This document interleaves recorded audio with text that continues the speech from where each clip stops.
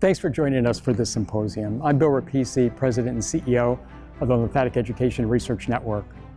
LE&RN's mission is to fight lymphatic diseases through education, research, and advocacy. In order to win a fight, you first have to join it. So we ask, please become a supporting member of LE&RN at lymphaticnetwork.org. And we hope you enjoy today's symposium. I am super excited to be here today, and so that I get the opportunity to present and to interact with everyone on this webinar today. And today we're going to talk about compression essentials, what you need to know. One of my favorite topics to talk about. And so just a quick kind of background on what we're going to be talking about today. We'll go through the history and the basics of compression, the different types of compression and how they work, choosing the correct compression garment, common garments and options, and then of course common fit issues and solutions. And then we'll have plenty of time for Q&A at the end. So let's dive right in, and we're going to go through compression, the history, and the basics. So what's really interesting to me is the history of compression therapy, because when we look at it, we can see that it goes all the way back to 2500 BC. This is one of the oldest images of compression garments, well, compression bandaging. And this is from the Neolithic age, which is 5000 to 2500 BC. And it is a mural painting that was found in some of the caves in the Sahara Desert. Then the next one we see is of Telephos, who was wounded in the thigh, and you can see the bandaging here, which I love because this is like the traditional herringbone bandaging technique that we use with lymphedema. This guy was wounded by Achilles, and so you can see the bandaging done there, which I love. This is actually on a vase in the British Museum. Next, we see from the Middle Ages, Giovanni Michele Savonarola, and some of the bandages and the plaster dressings that they did back at that time were done, unfortunately, laced stockings made from dog leather. Now, thank goodness we don't do that anymore, but I think it is a very interesting kind of transition and how we get to the compression garments that we see today.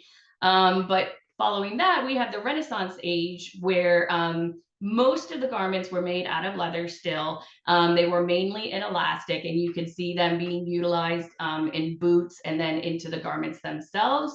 And then probably the most recognizable one is the Una boot, which was created by Paul Una in 1885. So that was still quite a long time ago, where this zinc cast was created.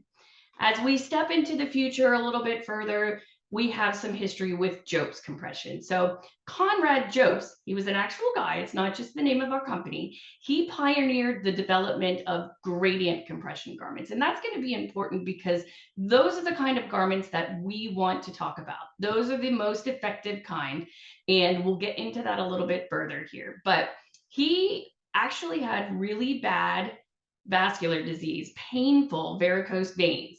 And he noticed when he was in the pool that he found relief. His pain wasn't as bad when he was in the pool. As a matter of fact, the further he went into the deep end, the more relief he found. He was an engineer, so he thought, how can I replicate this on dry land? So he came up with the first compression garment, the first gradient compression garment, which is our custom seamed garments, which we still have today. And then he founded the Jobst Company in 1950 in Toledo, Ohio. My favorite part of this story, however, is the fact that it was his wife that really expanded the Jobst Company and grew the business successfully through continued innovation, like our LE&RN products and our Confidence products as we go on through today. So how does compression work? Why do we wear compression? Well, it really works by giving that compression to the limb. It really enhances the effect of the muscle pump, limiting filtration of that fluid from the veins and the lymph system out into the tissues, it really helps the lymphatic tissue take up that extra fluid and any fluid that needs to be redistributed throughout the system. And it also has an anti-inflammatory effect. So with all of this working, it really helps to reduce any venous hypertension. Obviously, we're increasing the blood flow and the velocity of the blood flow in the extremities, really pushing that fluid back to the heart and keeping those fluids from being stagnant in the legs, in the arms, and really helping to reduce that capillary leakage of fluids, and ultimately reducing the edema. So I mentioned gradient compression and why we're talking about gradient compression. It really does make a difference. Gradient compression works against gravity to facilitate venous and lymphatic return. We're trying to push that fluid against gravity, which is trying to pull it down. We're trying to push that back to the heart to redistribute it throughout the system. With that, we have the greatest pressure distally, meaning the farthest from the body. So if we're talking about the legs, it's going to have the greatest pressure at the ankle. If we're talking about the arms, it's going to have the greatest pressure at the wrist. So you can see then it decreases as we move closer to the body or as we move proximally. And it works in conjunction with that muscle pump. So every time that muscle pumps, when you're walking, when you're dancing, whatever, we're giving resistance to that muscle pump. And so we're actually creating more pressure to push that fluid up and out of the limbs. It's really designed to counteract the effects of the hydrostatic pressure by applying the greatest pressure in the leg and decreasing as we go up. That's really how your vascular system works in general. So we're really correlating that. When we talk about the principles of compression, probably the biggest one and sometimes the hardest to understand is resting and working pressure. This is a great image that shows the difference between the two. Resting pressure truly is the continuous force that's exerted dynamically from the outside in towards a tissue while the limb is at rest. So that's the pressure that you're receiving when you're laying down sleeping at night, or perhaps when you're seated in your chair for dinner or whatever. The working pressure is the intermittent pressure exerted by the muscle active, pushing out against the resistance of the fabric. And that's really, truly important when we start trying to decide which garment is appropriate for a patient, because we have different levels of resistance. So we have different fabric types, and some are a little bit stronger than others when it comes to that resistance. And so that's going to be really important when we decide which product we need to use. There's also a difference in elasticity with our compression garments. So we talk about short stretch versus long stretch, or elastic versus inelastic. Short stretch versus long stretch, this is a great picture of bandages when it comes to short stretch versus long stretch. Short stretch really means that they're going to be less elastic, so they're going to stretch less, probably only about 30 to 60% of their original length. You can see that is the bandage that's on the top of the image below. This means that it's going to create a much higher working pressure. So when you're up and moving around, it's going to give a stronger resistance to that muscle pump action and hopefully push more fluid out of the limb. Really gives that good counterforce to the muscle pump action. When we talk about the long stretch garment or long stretch bandages, you can see that's the one on the bottom. Even though they look the same when they're at rest, when you stretch them, you can see that bottom one stretches a lot more. They're going to stretch more than 100% of their original length. So that's really going to give a higher resting pressure and a lower working pressure.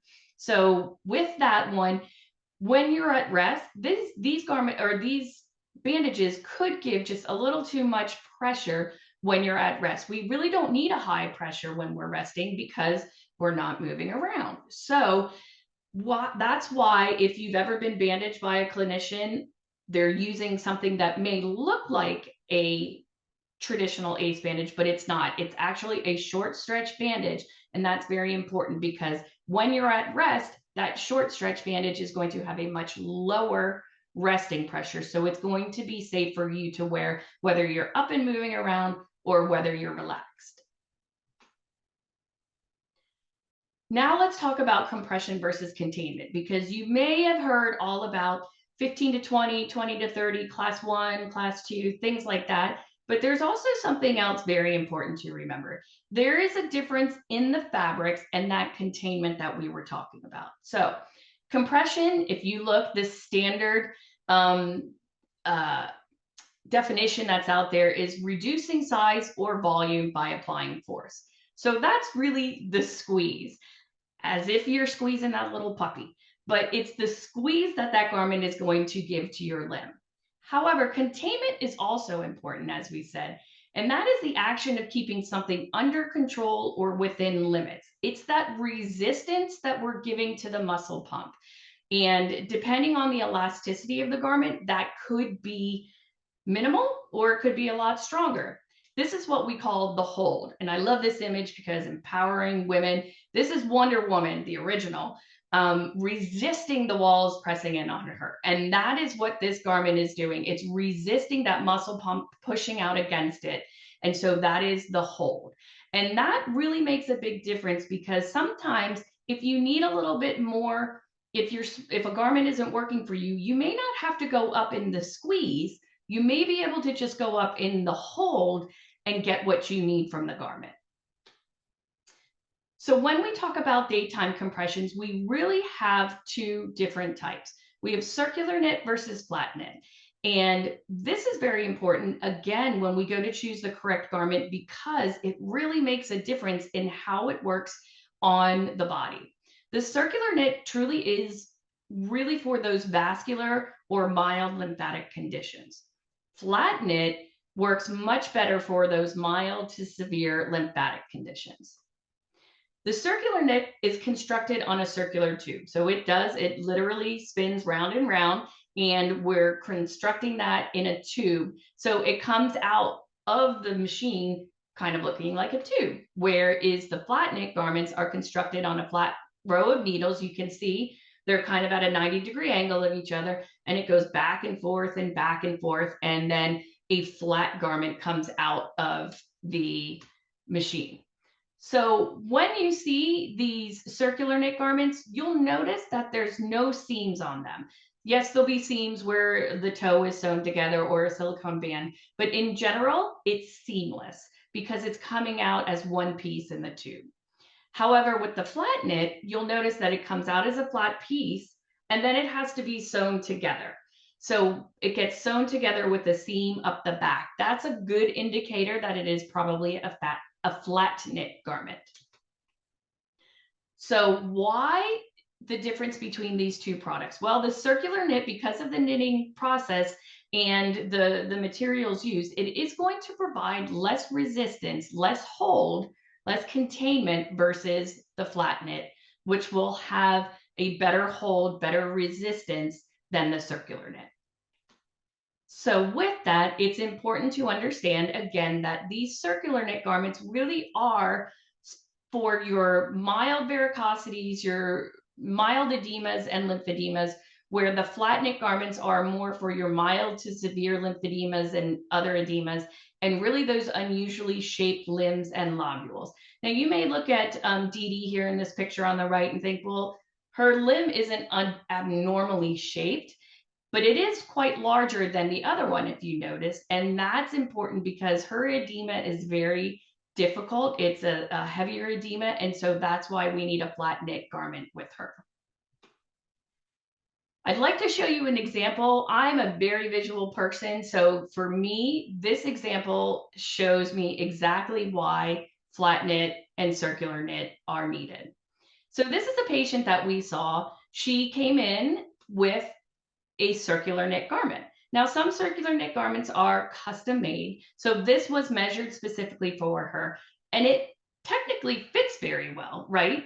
But you can see that it is digging in the back of her knee, in the front of her ankles, and going up into that very soft tissue in the calf area. That is going to cause a problem if we continue to wear that. that it has the possibility. For wounds, it's definitely going to be painful for her. So we remeasured her and we put her into a flat knit garment. So this is what a flat knit garment does. It bridges those skin folds. You see that skin fold in the ankle or in the knee, behind the knee on the right leg, and you see how it is not there with the flat knit garment. It bridges over that. It does not dig in or crease.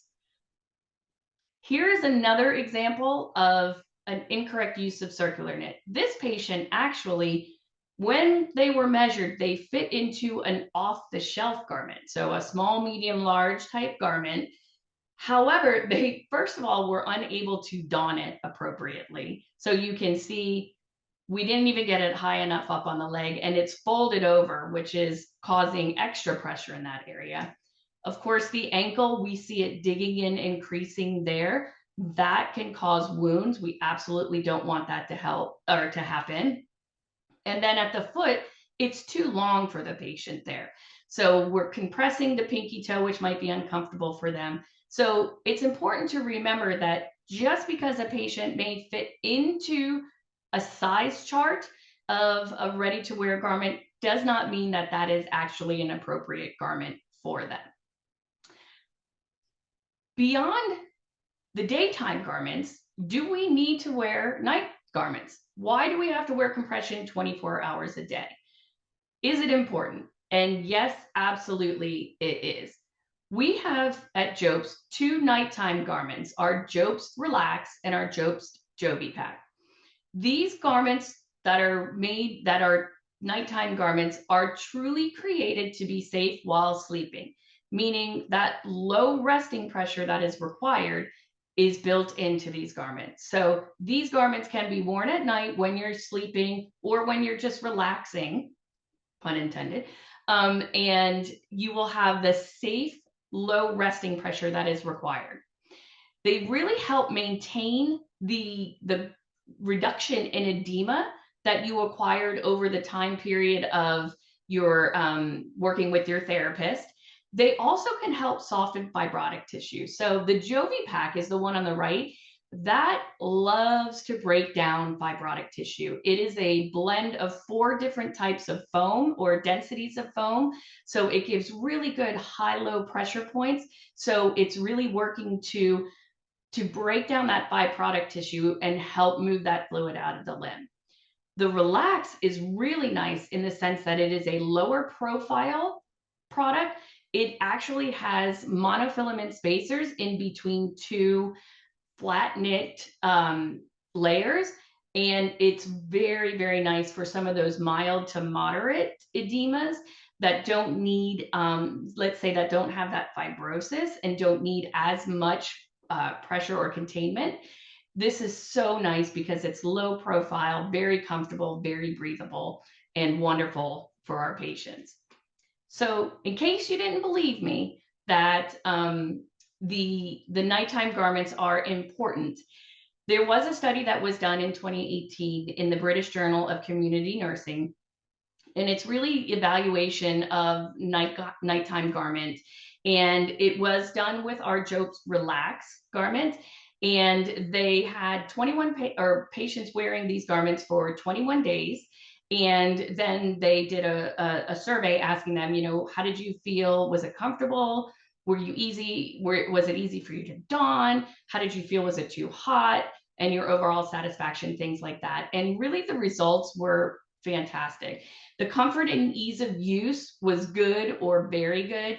The edema control was fantastic. It effectively controlled the edema, which in turn actually helped the patient sleep better too, which was really interesting. And the skin health of these patients was noted as being improved because they had reduced erythema, skin rashes and dryness, and a lot of these things that come with our more difficult swellings were reduced and maintained while wearing the night garments. And then overall, the patients just reported improved quality of life and reduced dependence on others because they're able to maintain that reduced edema throughout the night, and it's easier to put their daytime garments on the next morning. There is also another classification or another section of garments called the adjustable compression wraps. So we have our Jope Sparrow wrap, which is made of short stretch materials. This has a low resting pressure and a high working pressure. So immediately knowing that low resting pressure, you should be thinking, that means that this is probably safe to wear at night also, because when the patient is supine or relaxed, they're not getting that increased pressure in that area. But what's really nice about these too is they have that high working pressure. So when the patient is up moving around, they're getting that good resistance to the muscle pump action, pushing fluid up and out of the limb. So what's really nice about these is the fact that it has the Velcro. And so these are sometimes easier for patients to don and doff because it might, if they have, say, arthritis in their hands, or they have limited range of motion where they can't bend down to really get all the way to their toes, they might be able to don this product a little bit easier because of the Velcro. And it's also really nice because it can adapt to limb changes. So say you were unable to put your daytime garment on today, and tomorrow you wake up and you're a little bit swollen. You can put these garments on and tighten them up throughout the day and really kind of help reduce that edema to get you back into your daytime garments. So if you have a bad day and you swell a little bit, you can make these a little bit bigger to get it on to start, and then reduce them as the day goes on, and really kind of work through the changes in your edema. Research shows that these are a great way to manage edema, especially VLUs, which are our venous leg ulcers. So there was a study done, and we showed that 90% of the patients valued this Jope Sparrow wrap because it was so easy to manage their hygiene. They could take it off very quickly. If they had a wound, they could check it out. If they, they could just wash their skin. It was much easier for them to don and doff these. And they also loved the fact that they could wear their regular shoes with it. And the application time, they said it was 43% faster than, say, donning a traditional knee-high or thigh-high or pantyhose garment. And when we spoke with the nurses, 80% of the nurses said the benefits were fantastic, considering health issues, safety issues, and things like that. And then, of course, cost effectiveness. When using these to treat VLUs, it was definitely, instead of bandaging, there was definitely a 25% reduction in cost for that. So lots of reasons to look into these adjustable Velcro compression devices if your standard traditional garment, daytime garment or nighttime garment isn't working for you. Another thing that I like to touch on is compression levels, because you may see different compression levels based on the type of garment you're getting and where you're getting it from. The two that I really wanted to highlight were the USA standards and the Germany standards, which are pretty much the European standards, minus UK and France there. But in the US, if you've ever gotten a ready-to-wear garment from any of the manufacturers, but certainly from Jope's, you would notice that our compression ranges are 15 to 20, 20 to 30, 30 to 40, etc. Very simple, round numbers, so to speak. But then if you've ever gotten a custom garment from us that might come from our Germany plant, like our LE&RN or LE&RN Soft or Confidence, you'll see that those compression ranges are a little bit different. You'll see 15 to 20, 15 to 21, 21 to 23 to 32, 34 to 46. And you might be thinking, well, that's confusing. That's different. It is different in the way that it's reported. It's really not a whole lot different from what you're actually getting if it were to say 15 to 20. It's still that class 1, that class 2. It's just kind of measured a little bit differently, and it's reported a little bit differently. But just so that you're aware that if you ever do see those differences in compression ranges, it's okay. It's supposed to be that way, and you're still going to get your effective compression. I always talk about cautions and contraindications, because we do not want anyone to wear compression that shouldn't be wearing it. So these are cautions. This does not mean, hey, absolutely do not do compression. This just means we got to be a little careful when we're doing this.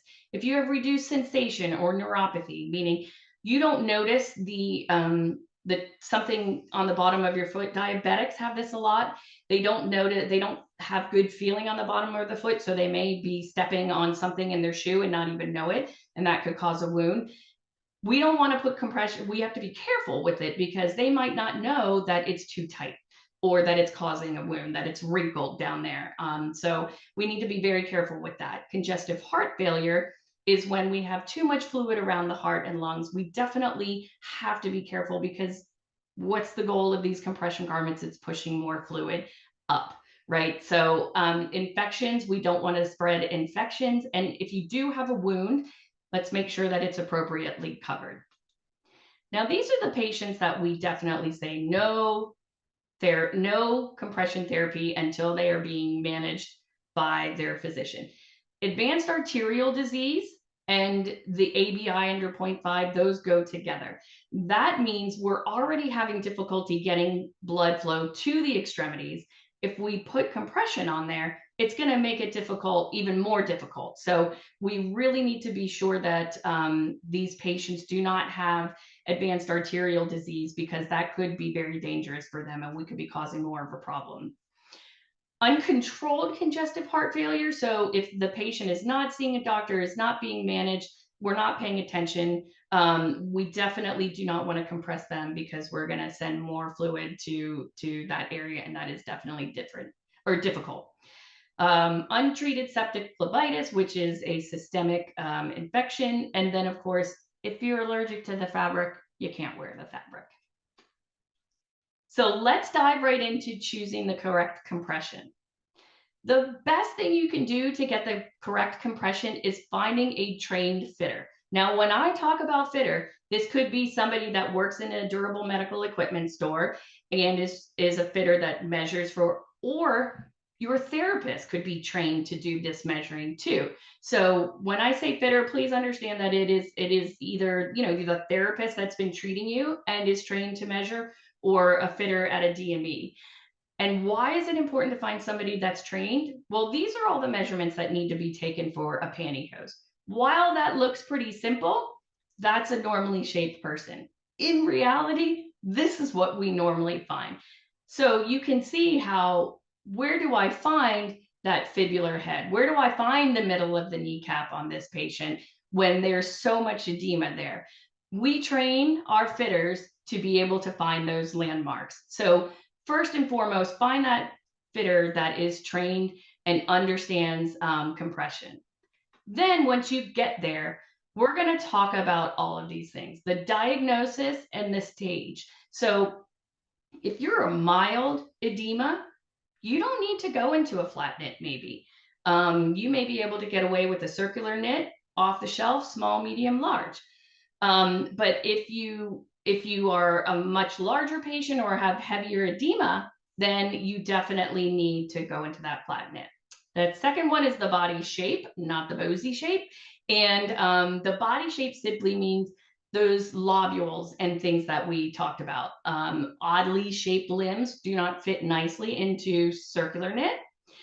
Mobility and range of motion. We talked about it a little bit, but if you're unable to reach your toes, or if you have strength issues, we definitely need to make sure that we're picking the right garment for you for that, so that you can don it. Because I can give you all the compression in the world, but if you can't get it on, it's not really going to do any good in your drawer, is it? So any comorbidities like diabetes, which has that neuropathy, and they don't have as good of feeling in the feet. Of course, we already talked about that. And then sensitivity of tissues. Lymphedema patients especially often have significant pain, and some of these compression garments could be more irritating than others. So we want to look into all of these things when we're choosing. Some of the common garments that we'll see for the upper extremity are gloves. Your standard glove for hand swelling. This is our Jobst Elverex. This is the gold standard, our granddaddy. garment, I like to say. And this is flat knitting. It has latex in it, but it's double covered. So the latex actually never touches your skin, but the latex is great for compression because it really holds its shape and gives good containment. We also have Job's Confidence. This is our arm sleeve, which is another common variation for upper extremity. Confidence is our newest fabric, and this is a truly innovative 3D knit garment that is breathable, flexible, moisture wicking. It's fantastic for our active patients, and it's very soft to the skin, so our lymphedema patients love it too.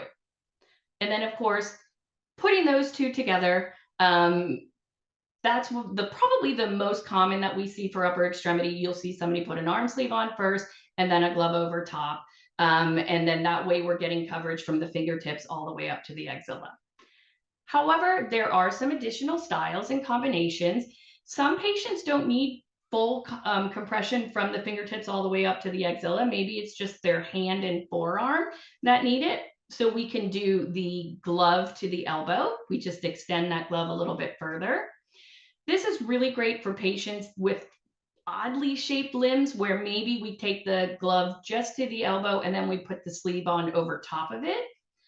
You can see here, this is our LE&RN Soft that a patient chose, where they put the arm sleeve on and then the extended glove on over top of it. They needed a little extra containment in the forearm area. So when we did this LE&RN Soft, we layered it like that and we extended the glove. And so their forearm got just a little bit more attention to contain that edema.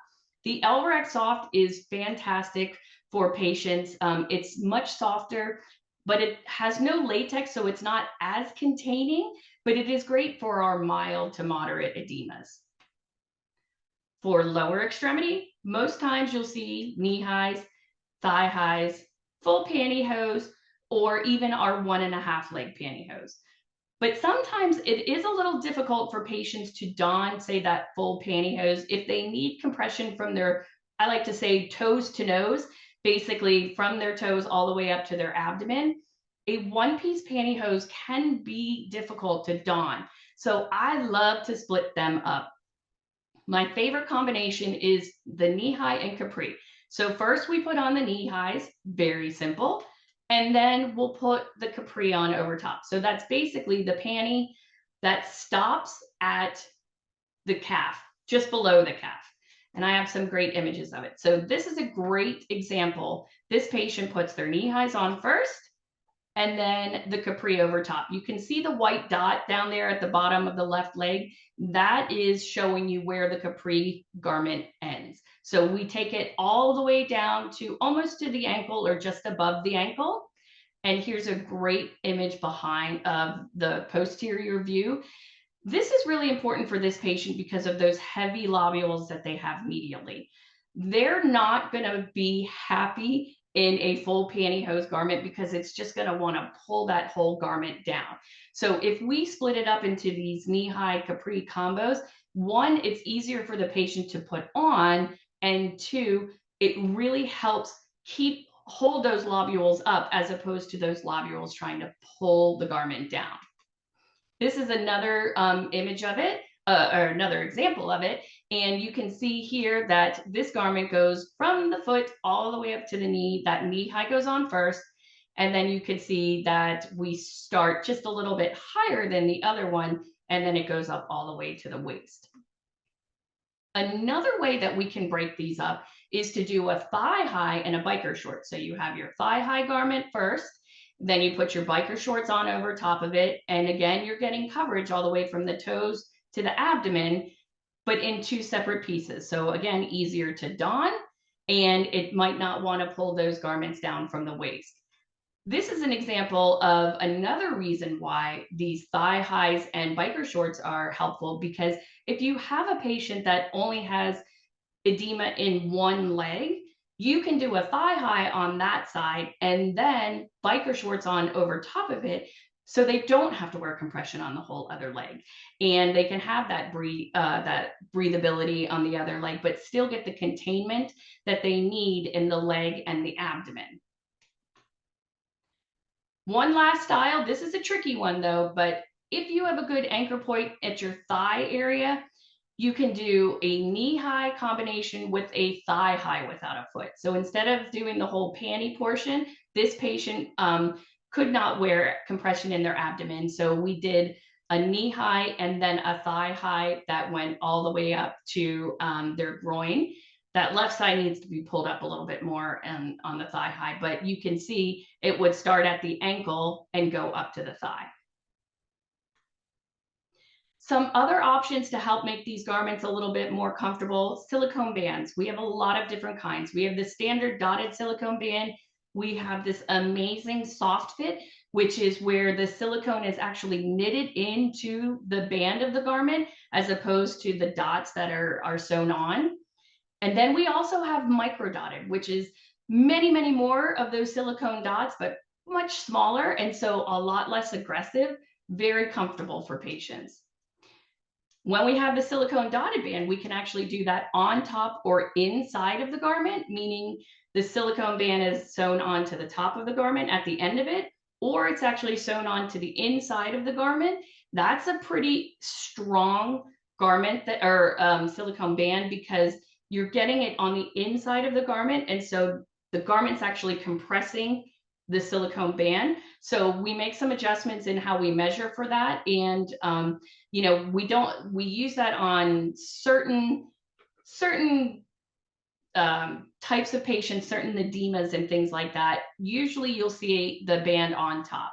But we also can do it where it's 3/4 length inside, meaning it doesn't go all the way around the garment. It's open at one point, which is really nice for arm sleeves for patients that have sensitive axillas, that we take that silicone out of that area and it's just the soft compressive garment in there. We also have functional zones at the flexion areas. So this is showing you the elbow functional zone for the LE&RN. And then we have one for the confidence too. You will notice that they are different because they're both knitted differently, but it's the same idea where it makes it a little bit more flexible in that area, a little bit more comfortable for patients when bending your elbows. Same thing for the knee. We have the knee comfort zone, and then we have the functional zones for the confidence garments. Again, they will look different because these garments are knitted differently, but same idea of the increased comfort and flexibility in that area. We also have on our confidence garment the hallux valgus. So this is a release in the pressure, a little bit extra room in that area if you do have that very large bunion on the inside of your foot. Had great feedback on this from patients that have bunions because they're so sensitive. So when you give a little bit extra space and a little bit relief in that area, so much more comfortable for our patients. We also have a ton of different options for waistbands. This is our standard adjustable waistband. This is the one I see utilized most often. We also have a fleece waistband. It's called fleece, but it's not really fleece, but it's just a more structured waistband. We have for our confidence product another adjustable waistband. And now we actually have some wonderful inspiring quotes that you can put on your waistband for your confidence, like keep moving and feel good and empower yourself. Our confidence pantyhose, this is a fantastic option for patients that are having irritation maybe in the groin area. You can see here that there are no seams in the groin area of the patient in the pantyhose compared to the standard LE&RN and LE&RN soft pantyhose. You can see the seams on the right. They are removed and moved to the back. So if you've ever had a pantyhose that may have had the seam in the crotch area, in the groin area, this is a different design with the confidence pantyhose, and patients absolutely love it. Confidence is a winner out there right now. Our patients are giving such good feedback about it. We have found that 85% of the patients that have worn it and that were surveyed said that they are able to move more freely. 92% that said that they feel like it manages the moisture, their sweat, things like that much better. And that 84% actually feel that overall the comfort, it's just good or very good. It's so much more comfortable. So let's dive into some common fit issues and solutions. If you have a garment and you put it on and you say, it doesn't fit, oh no, look at that, I'm spilling out over top, the elbow functional zone isn't even in the elbow, well, sometimes it could just be a donning issue. This patient just was not able to pull her garment up and get all of that tissue into the garment. So we always, always, always check donning first, because it may be measured correctly, but the patient just can't don it. Here's another example. Ooh, that looks painful to me in the upper arm and the wrist. For this patient, it was just the wrong fabric choice. They were given a circular knit garment and it was too small for them. Put them into this flat knit custom made garment and it looks so much better. So always look at what fabric is being chosen for the patient. Here's another one. Can't get it all the way up there on the outside of the arm. What's happening here? This was a actual one-piece garment and that actually was supposed to cover her hand. She pulled it back off of her hand because it was uncomfortable. This patient should not have been in the circular knit and they should not have been in a one-piece. They were put into a two-piece arm sleeve and glove flat knit garment and it fits so much better and so much more comfortable for them. Oftentimes we'll see some wrinkling at the ankle, and for this one, you can see it here. This patient simply did not have the T-heel chosen. So when this is an option that really kind of removes some of the stitches in the anterior ankle and makes it more anatomically shaped. So the one on the left is the standard without the T-heel and the one on the right is with the T-heel. So you can see the difference there. This is another great picture of how it looks if you just lay the garments down. You can see there's extra fabric there when you bend them in the standard versus the T-heel. So for this patient, we just needed to add the T-heel. This patient, you can see it's pinching up here at the top. It's wrinkling down at the ankle. This patient needed to be in flat knit. So they were in the wrong fabric and the wrong style. Well, one piece was not good for them. We did the knee-high and capri combo for them, and you could see it fits so much nicer, so much easier to don and make sure everything gets in the right location too. For this patient, you can see here in the knee area that with a straight top, it gets up too high into the medial side and the middle side of their garment. And if they wanted to pull it up to get the coverage that they needed outside, it goes up too high on the inside. So for this patient, this was the wrong option choice. This is a better example of what that patient could have worn, and that is choosing the outside higher or the lateral rise on the knee highs. This doesn't come standard, but it is an option that works very well for patients. Then that way we can pull it up high enough on the inside that we get the coverage that we need, or high enough on the outside that we get the coverage that we need, but it doesn't go up too high on the inside.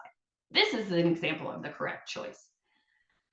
I don't know where to go with this one. There's so much going wrong here, but obviously the wrong style choice. This patient is not appropriate for thigh highs.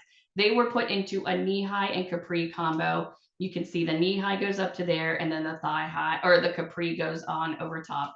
Much, much better option for them to manage their edema. Anytime we're looking at troubleshooting, like I said, the first thing we're going to look at is it properly donned? Always, always, always use donning gloves to smooth out wrinkles. Another thing we get a lot is, well, it doesn't feel like my old garment. Well, don't forget, your old garments are stretched out. You've been wearing them for at least 6 months probably. And so they're going to feel looser, softer, easier to don than your new ones.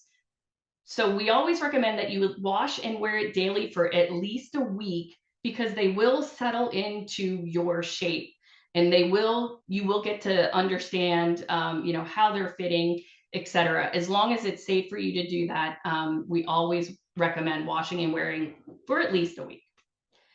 And taking pictures of the garment on the body and with a tape measure. This is the easiest way that we can help troubleshoot things for you. You can see these pictures of two different ones. Put the tape measure at the bottom so that we can see where the garment actually ends, how far, how much of a difference, how much space we're missing, etc. on the garment, and we can make some options or make some choices on the garments on how to fix an ill-fitting garment. Unfortunately, you cannot take pictures of garments just laying flat on the table. This is the same garment laying flat on the table and on the limb. And you can see, it's very hard to see the tape measure here, so I made you some marks here. This is 10 centimeters. This is 20 centimeters. This is 30 centimeters. And then this would be 40 centimeters. You can see the difference because these garments are elastic. So they're made to stretch. So when you lay it down on a table, you don't get the true accurate understanding of what the garment length is because it's not stretched out on the patient. Also, you can't compare one to another, just laying them down on a table, because this garment is actually the exact same measurements, except one is a class 4 super and one is a class 3. These garments are made to stretch. Class 3 will stretch more than a class 4 super, so the class 4 super has to be made a little bit longer to be able to fit on the same limb without having as much stretch to it. So you can't look at these garments and say, well, these are made wrong because this one is much smaller than the other one. You have to put them on and see, because that class 3 is going to stretch much more than that class 4 super, and it might stretch to the exact same space or exact same place and fit perfectly. Donning and doffing, again, I can't say it enough, is huge. Take your time. Do not rush when putting on these garments. It's going to save your time, your energy, your frustration, and the integrity of the garment. Always, always, always use donning and doffing aids. If there's one donning aid that you get, it's that donning glove. I said it before, I'll say it again. Gloves help so much. If you pull the garment on too much, you can redistribute the garment. If you just need it a little bit more stretched, you can redistribute the garment with these. The LE&RN, this is a fantastic product. This works for open and closed toe, and this Magnite is fantastic. This is the 2-in-1 that you can use to take the garments off too. Dicem is this I call it a magical piece of material because it's kind of tacky, but it's not sticky, but it gives resistance and helps you push your garment on without actually having to pull. And it really makes getting it over your heel so much easier. And then of course we have the standard stroke stocking donner, where you fold the garment over top of it and then you slide your foot into it. Always, always, always turn your garment inside out to the heel. That is the hardest part, is getting it up over the heel. And so if you fold it inside out to the heel and then just pull the heel on, then you can reach down and pull the rest of the garment, just slide it up over top of it. It makes it so much easier to don. Make sure you're taking care of your garments correctly, washing them daily. I like to say they're intimate garments because they're going directly against your skin. So you want to wash those daily. We use the warm water, the 40 degrees, 104 degrees Fahrenheit, mild detergents, no fabric softeners, no brighteners, no stain removers, things like that, because they can break down the fibers of these garments, and then allow them to air dry. Roll them up in a towel, squish it, and then get that excess moisture out, but don't wring it. We don't want to stretch them like that. Don't dry them in the sunlight or put them on a radiator. Just let them air dry. If you do have a garment that has no latex in it, you can tumble dry those on low heat. So always read the instructions to make sure you're using the right care move. Skincare is huge because a lot of the lotions and things out there can break down the fibers of these garments. So we always recommend to make sure you're using something like our Cutimed Acute, because this will not break down the garments, the fibers of the garments, and it's fantastic for skincare. We know we need to do really good skincare to prevent infections and things like that. This Cutimedicute is compatible with garments, and so it is safe to use. So, and that's my presentation. So let me get in here then. I do believe we have a lot of questions, so I am going to pull those up. I'm going to stop sharing. Well, first question, if someone has cuffs in their ankles, what garments do you suggest to help reduce the cuffs? Well, that's like a two-part question, I feel like, because we're talking about reducing during the reduction phase, and then maintenance phase would be something else. So during the reduction phase, we're either going to be utilizing multi-layer compression bandaging with the short stretch bandages, or we can use something like the Ferro wrap that will help reduce the cuffs in that area too, if it is edema and not fatty tissue, things like that. And then after that, I would absolutely recommend a flat knit garment. And then that way it's not going to cut into that crease underneath the cuff. And so I think that is very, very important to make sure that we're doing a flat knit garment. I love, there was a good example of the knee high with the capri combo. That's really great for those patients. Okay. If the CLT wraps the foot and short stretch bandages slide off within an hour, what suggestion do you have?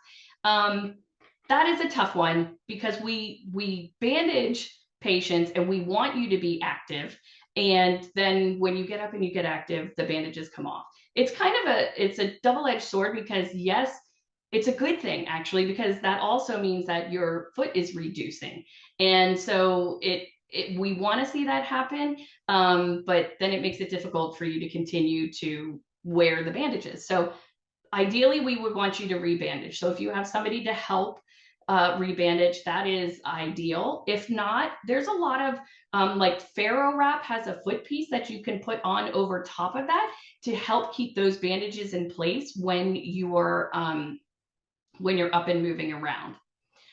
All right. Let's see. What's next? I have lymphedema in both legs and thighs, Velcro compression wraps from another company, but fall down. Yes, that is difficult. What do you suggest?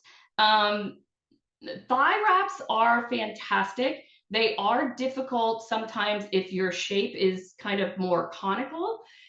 I love to put a pair of biker shorts on over top. Doesn't have to be like a custom compression garment. It can be, just a standard biker short that's in a, out on the market to kind of help keep those garments up. There's also, skin. We have It Stays. It's like a skin glue that you can put on underneath these garments that make it tacky so that your garments stick to your skin. It is water soluble, so it comes off with soap and water. It's very safe to use. That can be used underneath like a Ferro wrap and underneath your traditional garments. Okay. Let's see. Lots of questions on how to get garments. We are the manufacturer of these garments, so you would have to go to a durable medical equipment company to buy.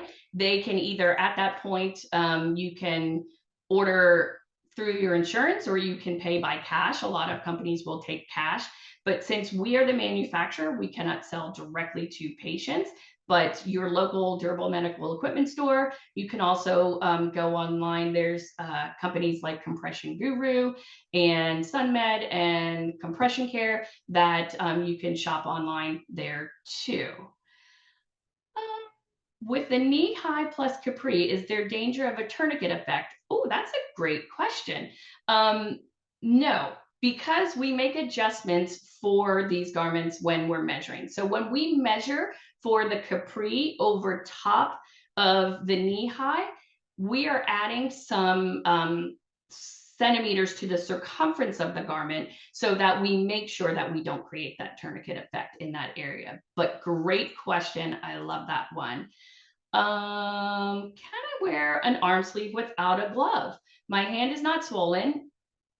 Yes. So I have seen many patients that are able to wear an arm sleeve without a glove. Now, keep in mind that all of these are independent to each particular patient, and you really need to discuss with your primary care doctor or your treating lymphedema therapist. So I can only speak in generalizations, but yes, there are patients that do not have to wear gloves. It really depends on the type of lymphedema you have, the location, and how you react to that lymphedema when you put, or how your lymphedema reacts to the garment when you put the garment on. So a lot of, I've also seen patients that have had no swelling in their hand and have gotten a garment that was maybe incorrect or too tight, and then it made it difficult for the swelling to get out of their hand. So it was actually, you know, more of a hindrance than a help not putting that glove on. Okay, we're getting close to the end here. Let's see if I can find a couple more to answer. For lower limb lymphedema, if you choose to wear a two-part garment, how do you adjust for the compression level? I kind of answered that one already, but it's also, you have to remember too, as these garments are gradient compression, as they go up the limb, they're already decreasing in the compression level. So if we're overlapping up above, it's still already less compression. So we're not, it's technically not doubling the compression in that area.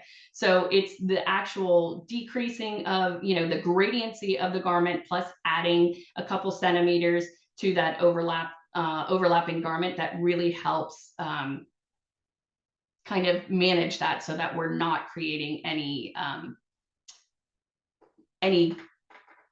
too much compression in that area, sorry. Okay.